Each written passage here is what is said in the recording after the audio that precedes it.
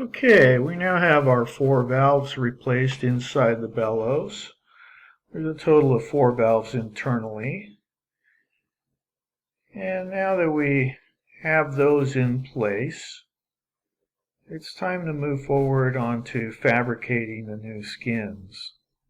When we remove the skins from the bellows, I like to tape them down onto a piece of tape to preserve them. These are the old ones that I cut off carefully. I'm missing a little section there. And just to preserve the information in case something happens to the original, I prepare a little rub down transfer of the original patterns. I just lay a sheet of typing paper over the top, and I do a little pencil rub down.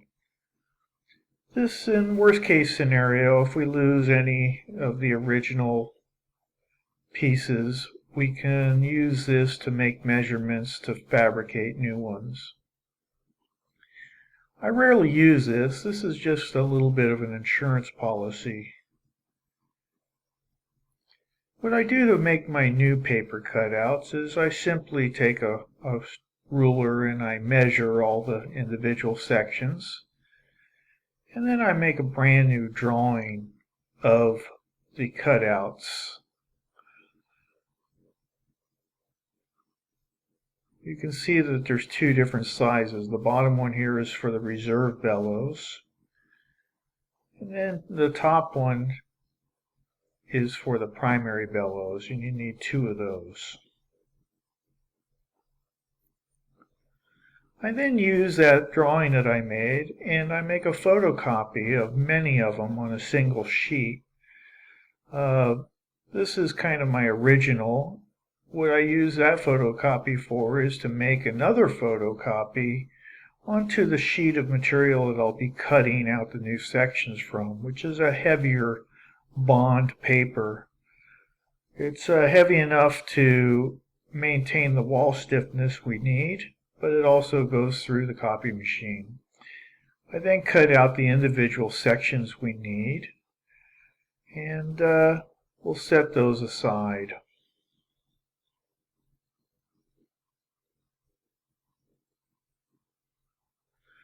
So I also make another drawing that's slightly larger in the outline area, and this will serve as a template for gluing our individual cutout pieces onto the new piece of zephyr skin.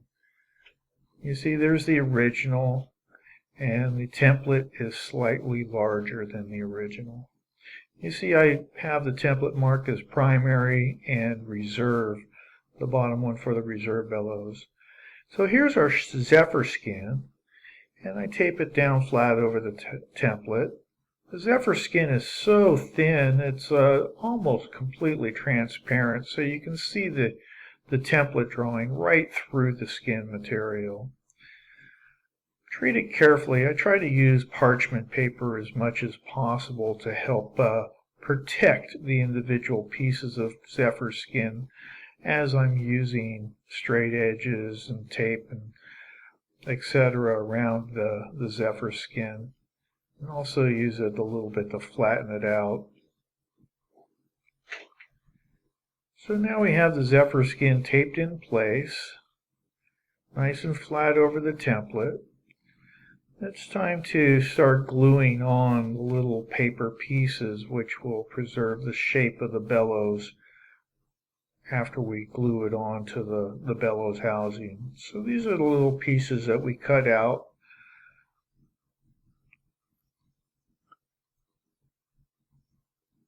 There's 6 of them total. 4 triangular pieces and then 2 rectangles. The rectangles go on the end and the triangles go on the side. I then take one of the little pieces, and I'll be doing this for all of them. I won't show you all of them, but we just take a little bit of our liquid hide glue and wet out the back of the piece.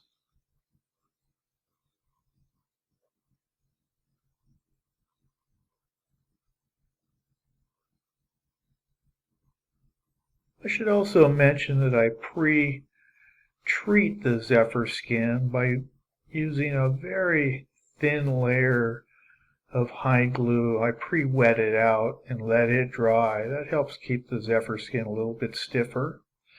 So now I position the cutout right on using the template, center it the best I can. You want to keep everything aligned very well because when you misalign stuff, it sometimes just doesn't glue back onto the bellow housing squarely and you have to start all over. So it might take a little trial and error on your first time around. Just use a weight and let it dry overnight. So here I have all the pieces that were weighted down, and they dried overnight. And we'll remove the weights.